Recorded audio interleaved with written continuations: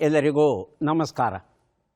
ಕರ್ನಾಟಕ ರಾಜ್ಯ ವಿಜ್ಞಾನ ಪರಿಷತ್ತು, ಕರ್ನಾಟಕ ರಾಜ್ಯ ವಿಜ್ಞಾನ ಮತ್ತು ತಂತ್ರಜ್ಞಾನ ಇಲಾಖೆ, ಕರ್ನಾಟಕ ರಾಜ್ಯ ಸಾರ್ವಜನಿಕ ಶಿಕ್ಷಣ ಇಲಾಖೆ, ಕರ್ನಾಟಕ ರಾಜ್ಯ ವಿಜ್ಞಾನ ಮತ್ತು ತಂತ್ರಜ್ಞಾನ ಪ್ರೋತ್ಸಾಹಕ ಸೊಸೈಟಿ ಹಾಗೂ ಚಂದನಾ ವಾಹಿನಿ ಇವರೆಲ್ಲರ ಸಹಯೋಗದೊಡನೆ ರಾಜ್ಯ ಮಟ್ಟದ ವಿಜ್ಞಾನ ಕ್ವಿಜ್ ಸ್ಪರ್ಧೆ ನಡೀತಾ ಇದೆ.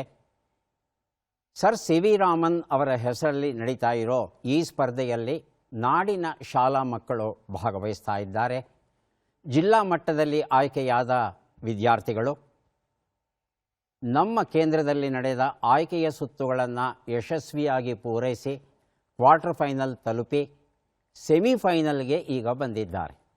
ಮೊದಲ ಸೆಮಿಫೈನಲನ್ನು ಈಗಾಗಲೇ ತಾವು ನೋಡಿದ್ದೀರಿ. ಇವತ್ತು ಎರಡನೇ ಸೆಮಿಫೈನಲ್ ನಡೀತಾ ಇದೆ.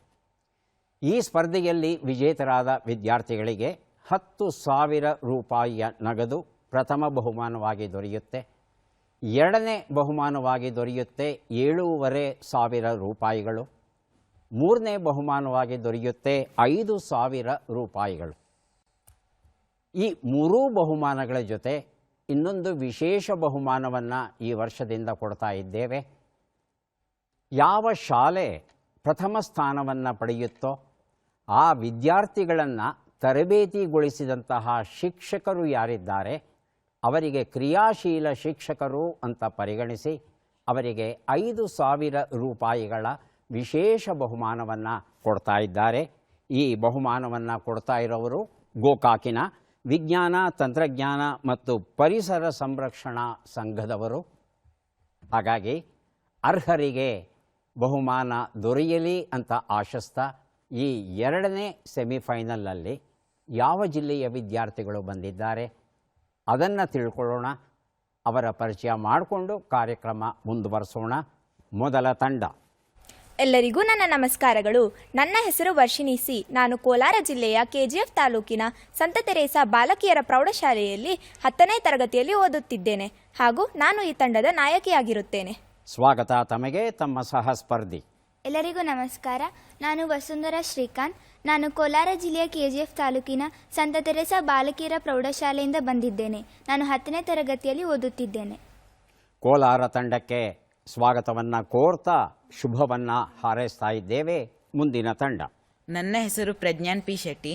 ನಾನು ಉಡುಪಿ ಜಿಲ್ಲೆಯ ಲಿಟಲ್ ರಾಕ್ ಇಂಡಿಯನ್ ಸ್ಕೂಲ್ನಲ್ಲಿ 9ನೇ ತರಗತಿಯಲ್ಲಿ ಓದುತ್ತಿದ್ದೇನೆ. ನಾನು ಈ ತಂಡದ ನಾಯಕನಾಗುತ್ತೇನೆ. ಸ್ವಾಗತ ತಮಗೆ. ತಮ್ಮ ಸಹ ಸ್ಪರ್ಧಿ. ನನ್ನ ಹೆಸರು ಅನಿಕೇತ ಆರ್. ನಾನು ಉಡುಪಿ ಜಿಲ್ಲೆಯ ಲಿಟಲ್ ರಾಕ್ ಶಾಲೆಯ 9ನೇ ತರಗತಿಯಲ್ಲಿ ಓದುತ್ತಿದ್ದೇನೆ. ಉಡುಪಿ ತಂಡಕ್ಕೆ ಸ್ವಾಗತವನ್ನು ಕೋರ್ತಾ ಇದ್ದೇವೆ.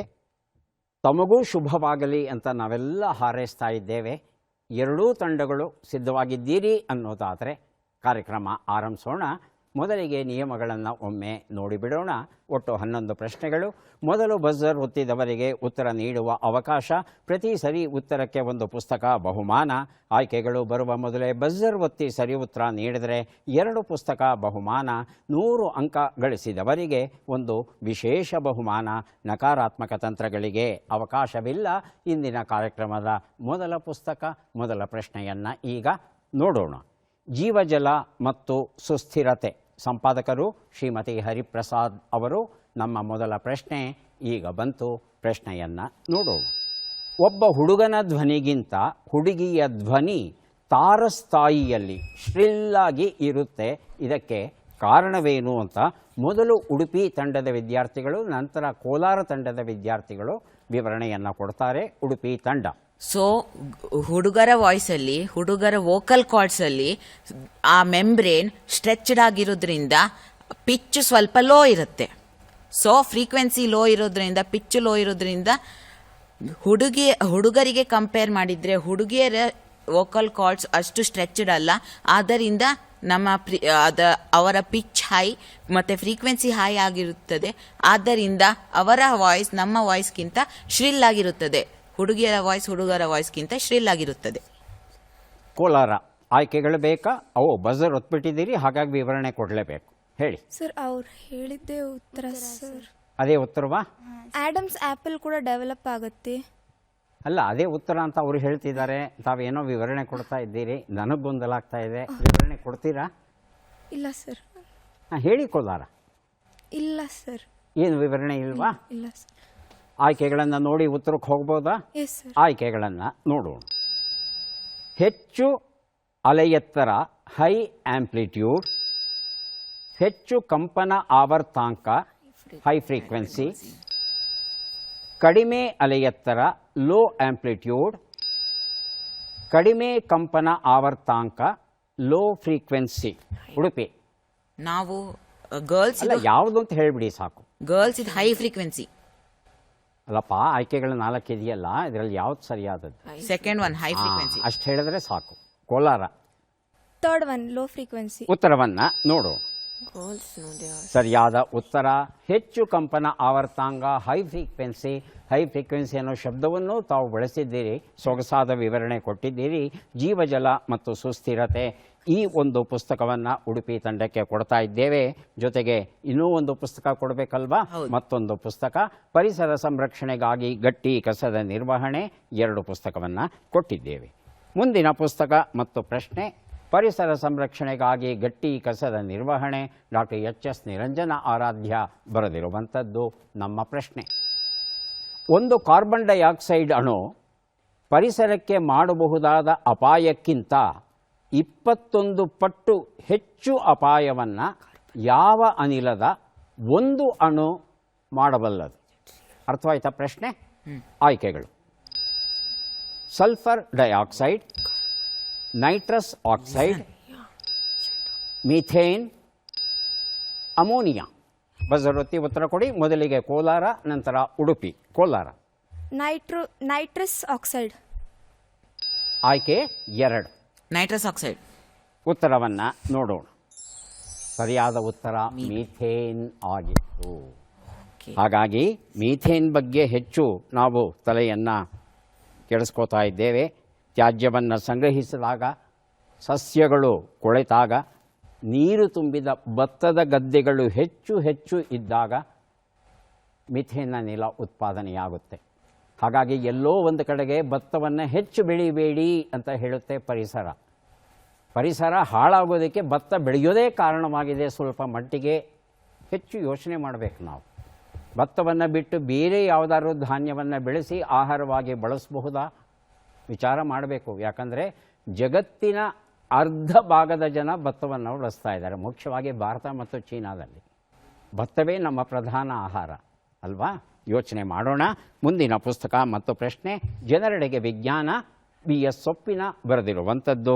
ಪ್ರಶ್ನೆ: ದಕ್ಷಿಣ ಭಾರತೀಯರು ಪ್ರಧಾನವಾಗಿ ಯಾವ ಕುಲಕ್ಕೆ ಸೇರಿದವರು ಎನ್ನಲಾಗಿದೆ? ದ್ರಾವಿಡ ಸರ್. ದ್ರಾವಿಡ. ಸೇಮ್ ಸರ್, ದ್ರಾವಿಡ. ಇಬ್ಬರಿಗೂ ಅವಕಾಶ ಕೊಡ್ತಾನೆ. ಹೊಸದಾಗಿ ಬಜ್ ಉತ್ತರ ಕೊಡಿ. ಆಯ್ಕೆಗಳು ಬಂದ ಮೇಲೆ. ಆಯ್ಕೆಗಳು 4 ಬರಲಿ. ಆಸ್ಟ್ರಲಾಯ್ಡ್, ಕಕೇಶಾಯ್ಡ್. ಬಜರ್ ಒತ್ತಿದ್ದಾರೆ ಉಡುಪಿ. ಕಾಕಸಾಯ್ಡ್. ಆಯ್ಕೆ 3 ಕ್ಯಾಪಾಯ್ಡ್, ಕಾಂಗಾಯ್ಡ್. ಕ್ಯಾಪಾಯ್ಡ್. ಉತ್ತರವನ್ನು ನೋಡೋಣ. ಸರಿಯಾದ ಉತ್ತರ ಆಸ್ಟ್ರಲಾಯ್ಡ್. ಭಾರತಕ್ಕೆ ಬಂದವರು ಮೊದಲ ಬಾರಿಗೆ ಆಸ್ಟ್ರಲಾಯ್ಡ್ಗಳು. ಅದರಲ್ಲೂ ವಿಶೇಷವಾಗಿ ದಕ್ಷಿಣ ಭಾರತದಲ್ಲಿ ಇವತ್ತು ವಾಸ ಮಾಡ್ತಾ ಇರತಕ್ಕಂಥ ನಾವೇನು ಹೇಳಿದ್ರಿ ಅದು ಹೆಚ್ಚು ಉತ್ತರ ಭಾರತದಲ್ಲಿ ಕಂಡುಬರುತ್ತೆ. ದಕ್ಷಿಣ ಭಾರತದಲ್ಲಿ ಪ್ರಧಾನವಾಗಿ ಆಸ್ಟ್ರಲಾಯ್ಡ್ಗಳು ಇವತ್ತಿಗೂ ಇದ್ದಾರೆ. ಜನರೆಡೆಗೆ ವಿಜ್ಞಾನ ಈ ಪುಸ್ತಕ ನನ್ನಲ್ಲೇ ಉಳಿಬೇಕಾಗಿ ಬಂತು. ಜೀವನ ಶೈಲಿಯ ರೋಗಗಳು ಡಾಕ್ಟರ್ PS ಶಂಕರ್ ಬರೆದಂಥ ಪುಸ್ತಕ. ಪ್ರಶ್ನೆ ಈಗ ಬಂತು. ಈ ವಸ್ತುಗಳ ಜೈವಿಕ ವಿಲೆಯ ಬಯೋಡಿಗ್ರೇಡಬಲ್ ಕಾಲವನ್ನು ಜೋಡಿಸಿ. 2 ಪಟ್ಟಿಗಳು: plywood, plastic bottle, aluminium can. ಮೊದಲಿಗೆ ಉಡುಪಿ, ನಂತರ ಕೋಲಾರ. ಉಡುಪಿ. ಪ್ಲೈವುಡ್ 3 ವರ್ಷಗಳು. ಹಾಂ. ಪ್ಲಾಸ್ಟಿಕ್ ಬಾಟಲ್ 100 ವರ್ಷಗಳು. ಹಾಂ. ಅಲ್ಯೂಮಿನಿಯಂ ಕ್ಯಾನ್ 200 ವರ್ಷಗಳು. 200 ವರ್ಷಗಳು. ಕೋಲಾರ. ಇದೇ ಉತ್ತರವಾ ಬೇರೆ ಉತ್ತರವಾ? ಬೇರೆ ಉತ್ತರ ಸರ್. ಹೇಳಿ. ಪ್ಲೈವುಡ್ 3 ವರ್ಷಗಳು. ಪ್ಲಾಸ್ಟಿಕ್ ಬಾಟಲ್ 100 ವರ್ಷಗಳು. ಪ್ಲಾಸ್ಟಿಕ್ ಬಾಟಲ್ 200 ವರ್ಷಗಳು. ಅಲ್ಯೂಮಿನಿಯಂ 500 ವರ್ಷಗಳು. ಉತ್ತರವನ್ನು ನೋಡ್ತಾ ಹೋಗೋಣ. ಪ್ಲೈವುಡ್ 3 ವರ್ಷಗಳು, ಪ್ಲಾಸ್ಟಿಕ್ ಬಾಟಲ್ 100 ವರ್ಷಗಳು, ಅಲ್ಯೂಮಿನಿಯಂ ಕ್ಯಾನ್ 200 ವರ್ಷಗಳು. ಈ ಉತ್ತರವನ್ನು ಕೊಟ್ಟದ್ದು ಉಡುಪಿ ತಂಡದ ವಿದ್ಯಾರ್ಥಿಗಳು. ಜೀವನ ಶೈಲಿಯ ರೋಗಗಳು ಎನ್ನುವ ಈ ಪುಸ್ತಕವನ್ನು ಉಡುಪಿ ವಿದ್ಯಾರ್ಥಿಗಳಿಗೆ ನೀಡಿದ್ದೇವೆ. ಗ್ಲೈಡರ್ ಎನ್ನುವ ಪುಸ್ತಕವನ್ನು ಈಗ ಕೊಡ್ತಾ ಇದ್ದೇವೆ. ಜಿ ಶ್ರೀನಿವಾಸ ಮೂರ್ತಿ ಇದನ್ನು ಬರೆದಿದ್ದಾರೆ. ನಮ್ಮ ಪ್ರಶ್ನೆ, ಈ ಕೆಳಗಿನ ಲೆಕ್ಕಗಳನ್ನು ಸಾರಿ ಸರ್. ಕೋಲಾರ ಉತ್ತರವನ್ನು ಕೊಡಿ. ಸಾರಿ ಸರ್, ಬೈ ಮಿಸ್ಟೇಕ್ ತಪ್ಪಾಗೋಯ್ತು. ನಕಾರಾತ್ಮಕ ತಂತ್ರ ಅಂದರೆ ಇದೇನೆ. Sorry sir. ಅರ್ಥವಾಯ್ತಾ? ಪರವಾಗಿಲ್ಲ, ಚಿಂತೆ ಮಾಡಬೇಡಿ. ಆದರೆ ಇನ್ನೊಂದು ಸಲ ನೀವು ಹೀಗೆ ಮಾಡ್ತು ಅಂದರೆ ಸ್ಪರ್ಧೆಯಿಂದ ಹೊರಗೆ ಹಾಕ್ತೇನೆ. Yes sir. ಆಗಬಹುದಾ? Yes sir. ಈಗ ಲೆಕ್ಕವನ್ನು ನೋಡಬಹುದಾ? ಲೆಕ್ಕವನ್ನು ನೋಡೋಣ. 1 ನಿಮಿಷದ ಕಾಲಾವಕಾಶ. 60.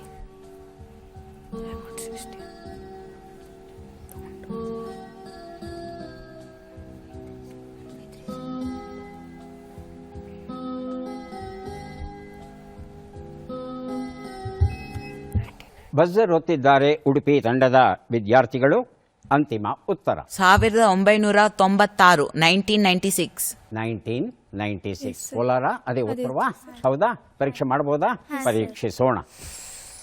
1530, 450, 16 ಎಲ್ಲವನ್ನ ಕೂಡಿದ್ರೆ 1996 ಬಂದಿದೆ. ಈ ಉತ್ತರವನ್ನು ಇಬ್ಬರೂ ಸರಿ ಅಂತ ಹೇಳ್ತಾ ಇದ್ದೀರಿ. ಮೊದಲು ಹೇಳಿದವರು ಉಡುಪಿಯವರು, ಹಾಗಾಗಿ ಅವರಿಗೆ ಗ್ಲೈಡರ್ ಎನ್ನುವ ಈ ಒಂದು ಪುಸ್ತಕವನ್ನು ಕೊಡ್ತಾ ಇದ್ದೇನೆ. ವಿಶ್ವವಿಜ್ಞಾನಕ್ಕೆ ಸಂಬಂಧಪಟ್ಟ ಹಾಗೆ, ಅದರಲ್ಲೂ ಜೀವಶಾಸ್ತ್ರ ವಿಜ್ಞಾನಕ್ಕೆ ಸಂಬಂಧಪಟ್ಟ ಹಾಗೆ ಜೀವವಿಜ್ಞಾನಕ್ಕೆ ಒಂದು ಅದ್ಭುತವಾದ ಸಂಶೋಧನೆ ನಡೀತು. ಏನದು? ಪೋಲಿಯೋ ವ್ಯಾಕ್ಸಿನ್ ಕಂಡುಹಿಡಿಯಲಾಗಿತ್ತು. ಪೋಲಿಯೋ ವ್ಯಾಕ್ಸಿನ್ 1996 ಏನಪ್ಪ ಕಂಡುಹಿಡಿದಿದ್ದು? ಕೋಲಾರ ಇಬ್ಬರಿಗೂ ಗೊತ್ತಿದೆಯಾ? ಸುಳುಹು ಕೊಡಲ್ಲ ಇಬ್ಬರಿಗೂ. ಯಾಕಂದರೆ ಪುಸ್ತಕ ವಾಪಸ್ ಇಟ್ಕೊಳ್ಳೋಕ್ಕೆ ನನಗೆ ಆಸಕ್ತಿ ಇಲ್ಲ, ನಿಮಗೆ ಕೊಡಬೇಕು ನಾನು. ನೋಡೋಣ ಎಷ್ಟು ಬೇಗ ಬಜರೊತ್ತಿ ಉತ್ತರ ಕೊಡ್ತೀರಿ ಅಂತ. ಒಂದು ಕುರಿಗೆ ಸಂಬಂಧಪಟ್ಟದ್ದು. ಕ್ಲೋನಿಂಗ್. ಉಡುಪಿ, ನಂತರ ಕೋಲಾರ. ಕ್ಲೋನಿಂಗ್.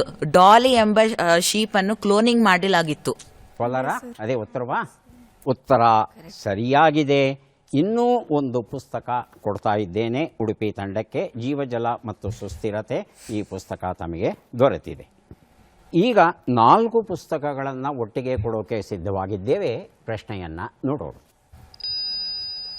ಈ ರಕ್ತ ಕಣಗಳನ್ನು ಮಾನವ ದೇಹದ ಮಿಲಿಟರಿ ಪಡೆ ಎಂದು ಕರೆಯುವರು. Udupi. White blood corpuscles. Blood corpuscles. Leucocytes. Kolar ಅದೇ ಸರ್. White blood corpuscles. ಹೌದಾ? ಸುಳುಹು 1 ಕ್ಯೂಬಿಕ್ ಮಿಲಿಮೀಟರ್ ರಕ್ತದಲ್ಲಿ ಸುಮಾರು 6000ದಿಂದ 10,000 ಕಣಗಳು ಇರುತ್ತವೆ. ಸುಳುಹು 2. ಈ ಜೀವಕೋಶಗಳ ಕೋಶರಸದಲ್ಲಿ ಕಣಗಳು ಇವೆಯೇ ಅಥವಾ ಇಲ್ಲವೇ ಎನ್ನುವುದನ್ನು ಆಧರಿಸಿ ಹರಳು ಸಹಿತದ ಕಣಗಳು ಮತ್ತು ಹರಳು ರಹಿತದ ಕಣಗಳು ಎಂದು ವರ್ಗೀಕರಿಸುವರು. ಸುಳುಹು 3. ನ್ಯೂಟ್ರೋಫಿಲ್, ಇಯಸ್ನೋಫಿಲ್, ಬೇಸೋಫಿಲ್, ಲಿಂಫೋಸೈಟ್ ಹಾಗೂ ಮಾನೋಸೈಟ್ ಎಂಬ 5 ನಮೂನೆಯ ಜೀವಕೋಶಗಳು ಇವೆ. ಹೌದಾ? ತಮ್ಮ ಉತ್ತರ ಸರಿ ಇದೆಯಾ? ಹೌದಾ? ಪರೀಕ್ಷೆ ಮಾಡ್ಬೋದಾ? ಪರೀಕ್ಷಿಸೋಣ. ಬಿಳ್ ಕಣಗಳು, ಬಿಳಿ ರಕ್ತ ಕಣಗಳು, WBC, ವೈಟ್ ಸೆಲ್ ಕಾರ್ಪಸಲ್ಸ್ ಉತ್ತರ ಸರಿಯಾಗಿದೆ. ಉಡುಪಿ ವಿದ್ಯಾರ್ಥಿಗಳು ಯಾವುದೇ ಸುಳುಹನ್ನ ತಗೊಳ್ಳದೆ ಪ್ರಶ್ನೆ ಬರ್ತಾ ಇದ್ದ ಹಾಗೆ ಉತ್ತರ ಕೊಟ್ಟಿದ್ದೀರಿ. ಹಾಗಾಗಿ ನಾನೇನು ಮಾಡಬೇಕು? 40 ಅಂಕಗಳು, 4 ಪುಸ್ತಕಗಳನ್ನು ತಮಗೆ ಕೊಡಬೇಕಾಗಿದೆ. 4 ಪುಸ್ತಕಗಳನ್ನು ಕೊಟ್ಟಿದ್ದೀನಿ. ಈಗ ಮುಂದಿನ ಪುಸ್ತಕ ಮತ್ತು ಪ್ರಶ್ನೆಯನ್ನು ನೋಡೋಣ. ಗಣಿತ ವೈವಿಧ್ಯ, YS ಸುಬ್ರಹ್ಮಣ್ಯ ಬರೆದಂಥ ಪುಸ್ತಕ ಇದು. ನಾವು ಕೇಳುವ ಪ್ರಶ್ನೆ ಈಗ ಬಂತು. ಪ್ರಶ್ನೆಯನ್ನು ನೋಡೋಣ. ಬೆಂಕಿಯು ಏಕೆ ಸುಡುತ್ತದೆ? ಕೋಲಾರದ ವಿದ್ಯಾರ್ಥಿಗಳು. ಸರ್, ಆ್ಯಕ್ಚುಲ್ ಆಗಿ ಇದು ಬೆಂಕಿ ಬಂದ್ಬಿಟ್ಟು ಸುಡುತ್ತದೆ. Volatile substances burns sir. ಗೊಂದಲ ಮಾಡ್ಕೋಬೇಡಿ, ಯಾವುದೇ ರೀತಿಯಾದ ಟೆನ್ಷನ್ ಬೇಡ, ಸಾವಕಾಶವಾಗಿ ಉತ್ತರ ಕೊಡಿ. ಹೇಳಿ. ಅದು ಆಕ್ಸಿಜನ್, ಗಾಳಿಯಲ್ಲಿರುವ ಆಕ್ಸಿಜನ್ನ ಯೂಸ್ ಮಾಡಿಕೊಂಡು ಬೆಂಕಿಯು ಸುಡುತ್ತದೆ ಸರ್. ಅದು ರಿಯಾಕ್ಷನ್ ಆಗಿ ಸುಡುತ್ತದೆ. ಮತ್ತೊಂದೇನೆಂದರೆ ಅದು ಸುಡೋದಕ್ಕೆ ಕಾರಣ ವಾಲಟೈಲ್ ಸಬ್ಸ್ಟೆನ್ಸಸ್ ಬರ್ನ್ ಆಗಿದ್ರೆ ಮಾತ್ರ ಸರ್. ಅಷ್ಟೇನಾ ತಮ್ಮ ಉತ್ತರ? ಹೇಳ್ಬೋದಾ ಉಡುಪಿ ವಿದ್ಯಾರ್ಥಿಗಳನ್ನ? ಉಡುಪಿ. ಸೊ ಈಗ ಬೆಂಕಿ ಬರಬೇಕಂದ್ರೆ 3 ಕಾಂಪೊನೆಂಟ್ಸ್ ಬೇಕು. ಫ್ಯೂಯಲ್, ಆಕ್ಸಿಜನ್ ಮತ್ತು ಸರ್ಟನ್ ಟೆಂಪ್ರೇಚರ್ ಬೇಕು, ಹೀಟ್ ಬೇಕು. ಸೊ ಫಸ್ಟ್ ಫ್ಯೂಯಲ್ ಬೇಕು. ಫ್ಯೂಯಲನ್ನು ಹೀಟ್ ಕೊಟ್ಟಿದಾಗ ಅದು ವೇಪರೈಸ್ ಆಗಿ ಅದು ಆಕ್ಸಿಜನ್ನ ಪ್ರೆಸೆನ್ಸಲ್ಲಿ ಬರ್ನ್ ಆಗ್ತದೆ. ಬರ್ನ್ ಆಗಿ ಅದು ಅದು ಬೇರೆ ಕಾರ್ಬನ್ ಡೈಆಕ್ಸೈಡ್ ಅಂತ ಗ್ಯಾಸಸನ್ನು ರಿಲೀಸ್ ಮಾಡ್ತದೆ. ಅಷ್ಟೆಲ್ಲ ವಿವರಣೆ ನಾನು ನಿರೀಕ್ಷೆ ಮಾಡ್ತಾ ಇಲ್ಲ. ಬಹಳ ಸರಳವಾದ ಉತ್ತರವನ್ನು ನಿರೀಕ್ಷೆ ಮಾಡ್ತಿದ್ದೇನೆ. ಯಾವ ತರಹ ರಾಸಾಯನಿಕ ಕ್ರಿಯೆಗಳಲ್ಲಿ ಬೆಂಕಿ ಅಥವಾ ಶಾಖ ಎಕ್ಸೋಥರ್ಮಿಕ್ ರಿಯಾಕ್ಷನ್. Exothermic reaction. ನೀವು ಹೇಳಿಲ್ಲ ಆ ಶಬ್ದ ಇಬ್ಬರೂ ಬಳಸಲಿಲ್ಲ. ಎಕ್ಸೋಥರ್ಮಿಕ್ ರಿಯಾಕ್ಷನ್ ಅಂತ. ಸರಿಯಾದ ಉತ್ತರ ಏನು ಅಂತ ಹೇಳ್ತಂದರೆ ಉರಿಯುವಿಕೆಯು ಒಂದು ಬಹಿರುಷ್ಣಕ ಕ್ರಿಯೆ. ಎಕ್ಸೋಥರ್ಮಿಕ್ ರಿಯಾಕ್ಷನ್ ಅನ್ನೋ ಸರಳವಾದ ಉತ್ತರ ನಿರೀಕ್ಷೆ ಮಾಡಿದ್ದೆ. ಯಾರೂ ಕೊಟ್ಟಿಲ್ಲ. ಪುಸ್ತಕ ನನ್ನಲ್ಲೇ ಉಳಿದಿದೆ. ಮುಂದಿನ ಪುಸ್ತಕ ಮತ್ತು ಪ್ರಶ್ನೆ ಗಣಿತ ಕಾಲಕ್ಷೇಪ, ಶ್ರೀ BK ವಿಶ್ವನಾಥರಾವ್ ಬರೆದಿರುವಂಥದ್ದು ನಮ್ಮ ಪ್ರಶ್ನೆ. ಈ ಚಿತ್ರವನ್ನು ಗುರುತಿಸಿ, ದೃಶ್ಯವನ್ನು ನೋಡೋಣ. ಸೂಕ್ಷ್ಮವಾಗಿ ಗಮನಿಸಿ, ಆತರ ಪಡಬೇಡಿ. ನೀವು ನಿರೀಕ್ಷೆ ಮಾಡಿದಷ್ಟು ಸುಲಭ ಅಲ್ಲ ಉತ್ತರ.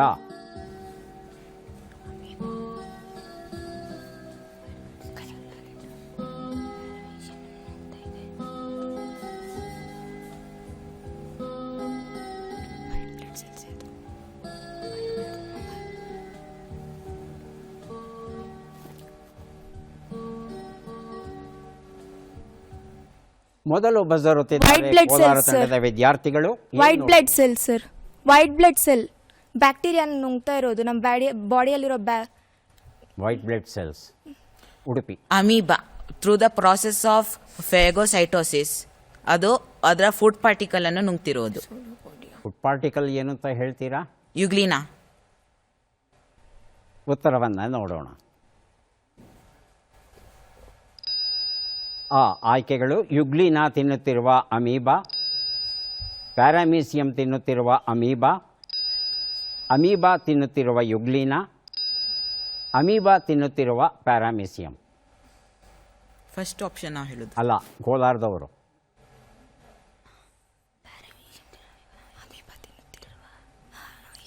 ಬೇಗ ಥಟ್ ಅಂತ ಕೊಡು. First option sir. ಎಷ್ಟನೇದು? ಮೊದಲನೇದಾ? ಯುಗ್ಲಿನಾ ತಿನ್ನುತ್ತಿರುವ ಅಮೀಬಾ. ಹೇಳಿ ಉಡುಪಿ. ನಾವು ಅದೇ ಉತ್ತರ. ಯುಗ್ಲಿನಾ ತಿನ್ನುತ್ತಿರುವ ಅಮೀಬಾ. ಹೌದಾ? ಅಲ್ಲ ಅಮೀಬಾ. ಯುಗ್ಲಿನ ತಿನ್ನುತ್ತಿರುವ ಅಮೀಬಾ. Correct sir. ಉತ್ತರವನ್ನ ನೋಡೋಣ. ಅಮೀಬಾ 2 ಪ್ಯಾರಾಮೀಸಿಯಂಗಳನ್ನು ಹಿಡ್ಕೊಂಡು ತಿಂತಾ ಇದೆ. ಯಾಕೆ ಗೊಂದಲ ಮಾಡ್ಕೊಂಡ್ರಿ ಉಡುಪಿಯವರು? ಒಳ್ಳೆ ವಿವರಣೆ ಕೊಟ್ರಿ.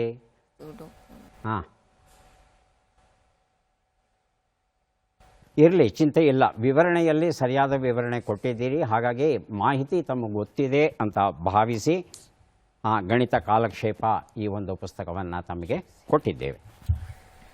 ಈಗ ಬಹಳ ಮುಖ್ಯವಾದ ಘಟ್ಟಕ್ಕೆ ಬಂದಿದ್ದೇವೆ. ಚಟ್ಪಟ್ ಚಿನ್ಕುರಳಿ.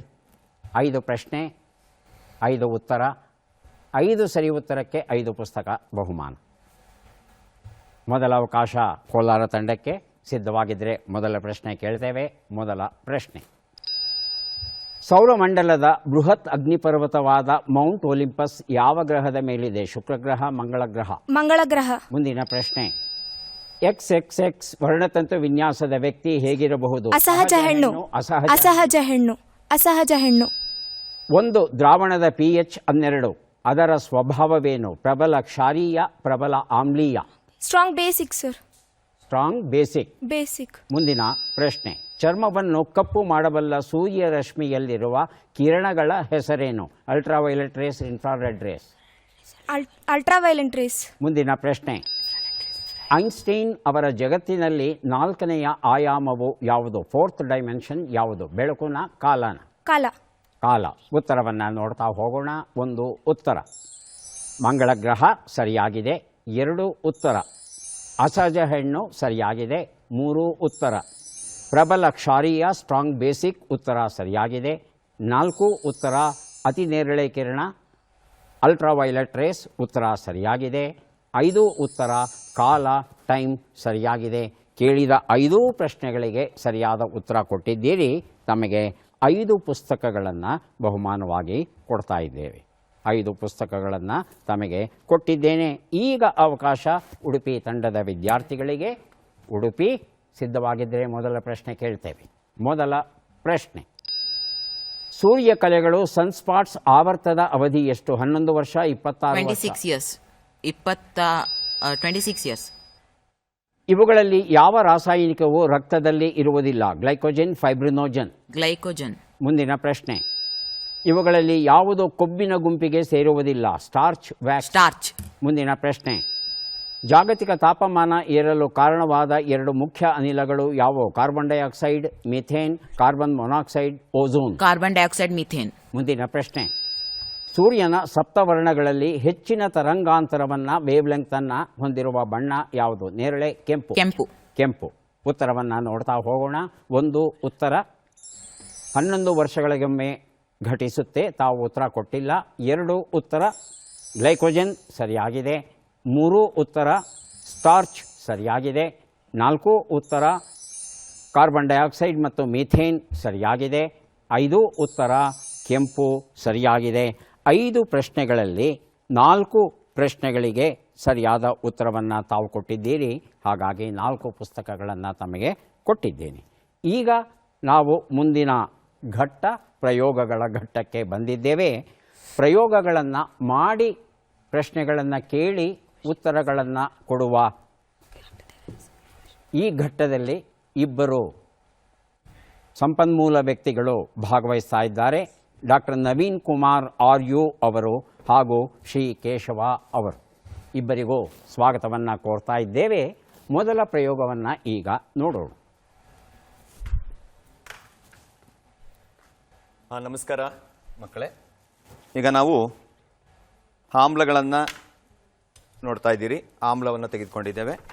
ಅದೇ ರೀತಿಯಾಗಿ ಒಂದು ಸೋಡಿಯಂ ಬೈಕಾರ್ಬೊನೇಟ್ ಪುಡಿಯನ್ನು ಗಮನಿಸ್ತಾ ಇದ್ದೀರಿ. ನಿಮಗೆಲ್ಲ ಗೊತ್ತಿದೆ, ಆಮ್ಲಗಳು ಮತ್ತು ಸೋಡಿಯಂ ಕಾರ್ಬೊನೇಟನ್ನು ಒಂದಕ್ಕೆ ಸೇರಿಸಿದ ಸಂದರ್ಭದಲ್ಲಿ ಏನು ಬದಲಾವಣೆಗಳು ಉಂಟಾಗುತ್ತೆ ಅಂತ ಸ್ವಲ್ಪ ಹೆಲ್ಪ್ ಮಾಡಿ ಸರ್.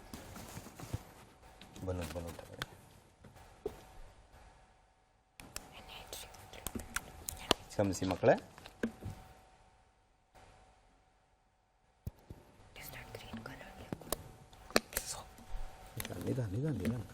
ತೊಂದರೆ ಇಲ್ಲ. ಓಕೆ ಆಯ್ತು ಮಕ್ಕಳೇ. ಇಲ್ಲಿ ಕಾರ್ಬನ್ ಡೈಆಕ್ಸೈಡ್ ಅನಿಲವನ್ನು ಶೇಖರಣೆ ಆಗ್ತಾ ಇರುತ್ತೆ ಅಂತಕ್ಕಂಥದ್ದು ಗೊತ್ತಾಗುತ್ತೆ. ನಂತರದಲ್ಲಿ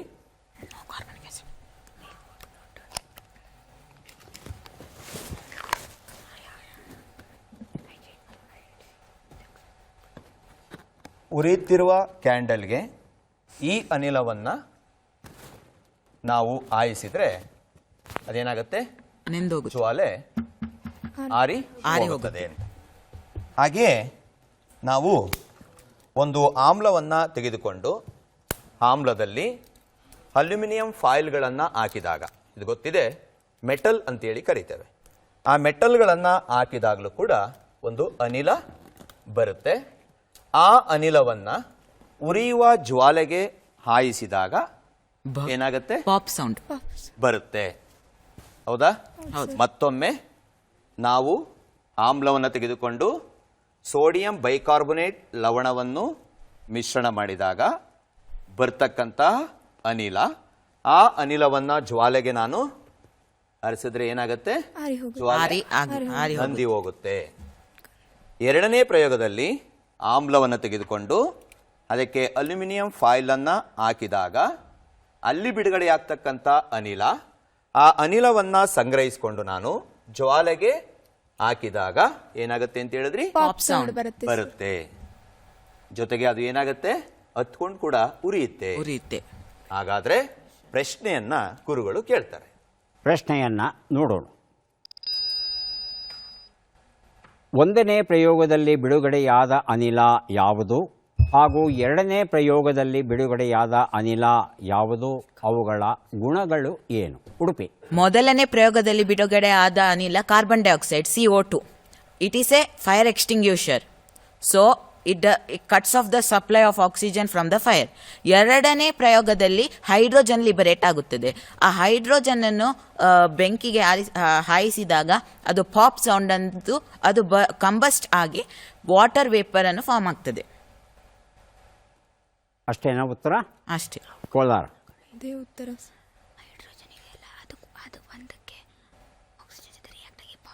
ಪ್ರಶ್ನೆಯನ್ನು ಓದ್ಕೊಳ್ಳಿ. ಸರ್, ಹೈಡ್ರೋಜನ್ ಅನಿಲ ಇದೆಯಲ್ಲ ಸರ್, ಅದಕ್ಕೆ ಆ ಅನಿಲಗಳಲ್ಲಿ ಅದಕ್ಕೊಂದಕ್ಕೆ ಮಾತ್ರ ಆಕ್ಸಿಜನ್ ಜೊತೆ ರಿಯಾಕ್ಟ್ ಆಗಿ ಪಾಪ್ ಸೌಂಡ್ ಆಕ್ಸಿಜನ್ ಜೊತೆ ಕಂಬಸ್ ಆಗಿ. ನೋಡಿ, ಒಂದನೇ ಪ್ರಯೋಗದಲ್ಲಿ ಬಿಡುಗಡೆಯಾದ ಅನಿಲ ಯಾವುದು? ಪೂರ್ಣ ಉತ್ತರ ಇರಬೇಕು. ಅದಕ್ಕೆ ಗುಣ ಹೇಳ್ಬೇಕು. ಎರಡನೇ ಪ್ರಯೋಗದಲ್ಲಿ ಬಿಡುಗಡೆಯಾದಂತ ಅನಿಲ ಯಾವುದು? ಅದರ ಗುಣ ಹೇಳ್ಬೇಕು. ಸರ್, ಒಂದನೇ ಪ್ರಯೋಗದಲ್ಲಿ ಬಿಡುಗಡೆಯಾದ ಅನಿಲ ಕಾರ್ಬನ್ ಡೈಆಕ್ಸೈಡ್ ಸರ್.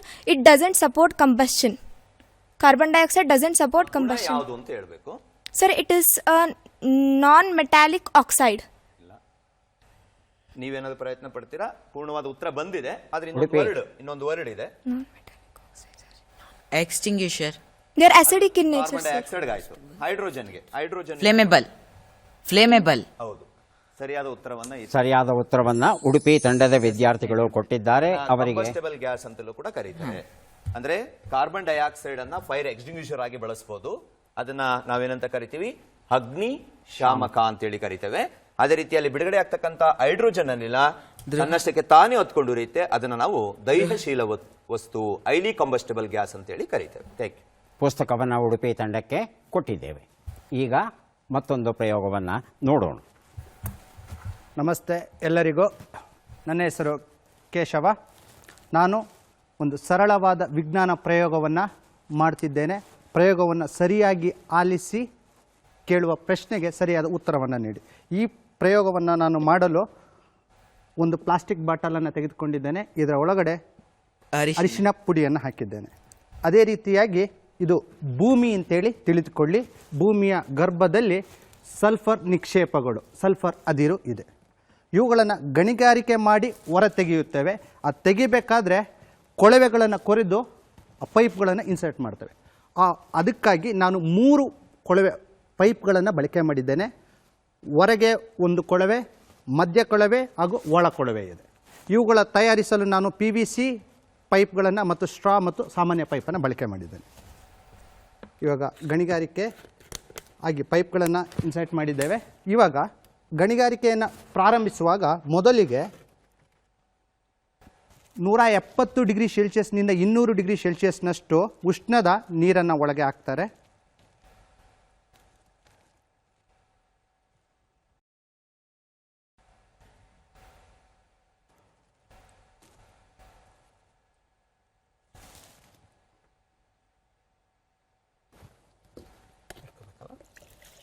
ಇದನ್ನ ಇಟ್ಕೊಳ್ಳಿ ಸರ್. ಹಾಕಿದ್ದಾರೆ. ಇವಾಗ ಸಲ್ಫರ್ 119 ಡಿಗ್ರಿ ಸೆಲ್ಸಿಯಸ್ನಲ್ಲೇ ಕರಗಿ ಬಿಡುತ್ತೆ.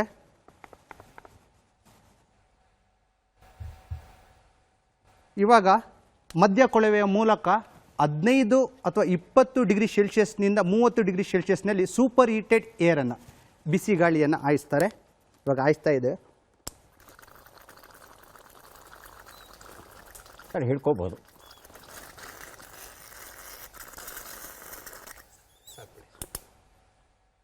ಒಟ್ಟು ಈ ಪ್ರಕ್ರಿಯೆಯಲ್ಲಿ 99%, ಸರಿಸುಮಾರು 90ರಿಂದ 99% ಶುದ್ಧವಾದ ಗಂಧಕವನ್ನು ಪಡಿತೇವೆ. ಇದಕ್ಕೆ ಸಂಬಂಧಪಟ್ಟಂತಹ ಪ್ರಶ್ನೆಯನ್ನು ನಮ್ಮ ಗುರುಗಳು ಕೇಳಿದ್ದಾರೆ. ಪ್ರಶ್ನೆಯನ್ನು ನೋಡೋಣ. ಗಂಧಕವನ್ನು ಭೂಮಿಯಿಂದ ಹೊರತೆಗೆಯುವ ಈ ವಿಧಾನದ ಹೆಸರೇನು?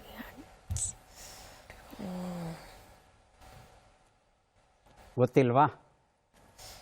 ಏನಾದರೂ ಒಂದು ಸಣ್ಣ ಸುಳುಹು ಕೊಡ್ಬೋದಾ ಸರ್ ಅವರಿಗೆ?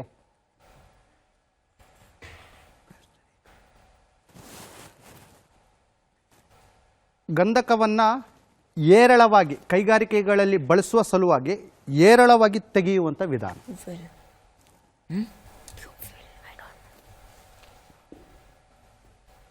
ಉತ್ತರವನ್ನು ನೋಡಿಬಿಡೋಣ. ಫ್ರಾಸ್ಟ್ ವಿಧಾನ ಅಂತ ಕರೀತಾರೆ. ಬಗ್ಗೆ ಮಾಹಿತಿ ಇಲ್ವಾ? ಒಂದೆರಡು ಮಾತು ಹೇಳಿಬಿಡಿ ಸರ್. 1894ರಲ್ಲಿ ಅರ್ಮನ್ ಫ್ರಾಶ್ ಎಂಬ ವಿಜ್ಞಾನಿ ಈ ಗಂಧಕವನ್ನು ಪಡಿಲಿಕ್ಕೋಸ್ಕರ ಈ ವಿಧಾನವನ್ನು ಬಳಸ್ತಾರೆ. ಅಲ್ಲಿ ಬರುವಂಥ ಗಂಧಕವು 99% ಶುದ್ಧವಾಗಿರುತ್ತೆ ಮತ್ತು ಹಳದಿ ಬಣ್ಣದಲ್ಲೇ ಇರುತ್ತೆ. ಧನ್ಯವಾದಗಳು ಸರ್. ಇಲ್ಲಿಗೆ ಇವತ್ತಿನ ಈ 2ನೇ ಸೆಮಿಫೈನಲ್ ಸ್ಪರ್ಧೆ ಮುಕ್ತಾಯವಾಗ್ತಾ ಇದೆ. ಬಹುಮಾನಗಳನ್ನು ವಿತರಿಸೋದಕ್ಕೆ ಇಬ್ಬರು ಹಿರಿಯರು ಬಂದಿದ್ದಾರೆ. ಶ್ರೀ ಎ ವಿ ಹಳ್ಳಿಕೇರಿ ಅವರು ಕರಾವಿಪ ವಿಜ್ಞಾನ ರಸಪ್ರಶ್ನೆ ಸ್ಪರ್ಧೆಯ ರಾಜ್ಯ ಸಂಯೋಜಕರು ಹಾಗೂ ಶ್ರೀ ಇ ಬಸವರಾಜು ಅವರು ಕರಾವಿಪ ಸಂಸ್ಥೆಯ ಖಜಾಂಚಿಯಾಗಿದ್ದಾರೆ.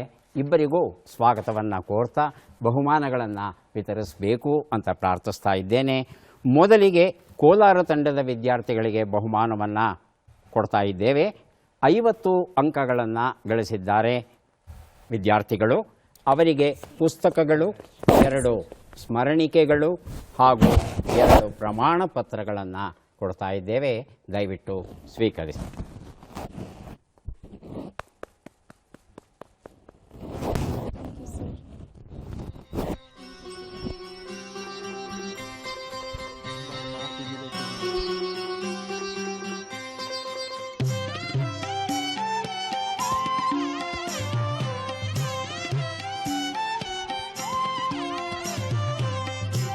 ಈಗ ಉಡುಪಿ ತಂಡದ ವಿದ್ಯಾರ್ಥಿಗಳಿಗೆ ಬಹುಮಾನವನ್ನು ಕೊಡ್ತಾ ಇದ್ದೇವೆ. ತಾವು 150 ಅಂಕಗಳನ್ನು ಗಳಿಸಿದ್ದೀರಿ. ಜೊತೆಗೆ ಒಂದು ವಿಶೇಷ ಅಡಕಮುದ್ರಿಕೆ, ವಿಜ್ಞಾನ ಪರಿಷತ್ತಿನ ಕಥೆ, ಈ ಅಡಕಮುದ್ರಿಕೆಯನ್ನು ಕೊಡ್ತಾ ಇದ್ದೇವೆ. ಅಭಿನಂದನೆಗಳು ತಮಗೆ.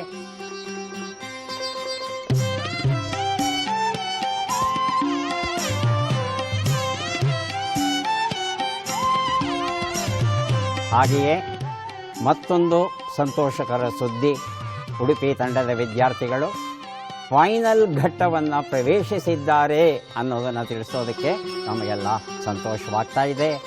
ಮತ್ತೆ ಫೈನಲ್ ಸ್ಪರ್ಧೆಯಲ್ಲಿ ನಾವೆಲ್ಲ ಭೇಟಿಯಾಗೋಣ. ನಮಸ್ಕಾರ.